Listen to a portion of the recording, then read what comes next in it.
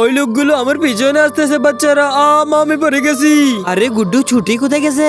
ছুটি মনে হয় বাইরে। মা ছুটি দ্বারা আমি আসতেছি। মা ট্রেন তো চালু করে দিছে। মা 4 বছর পরে। মা এটা ওই ট্রেন না যখন মাম্মা 4 বছর আগে এটা এনে আমার ছোটিকে হারিয়ে ফেলেছি। কে জানে এখন সে কেমন হয়েছে। এই চা নাও চা।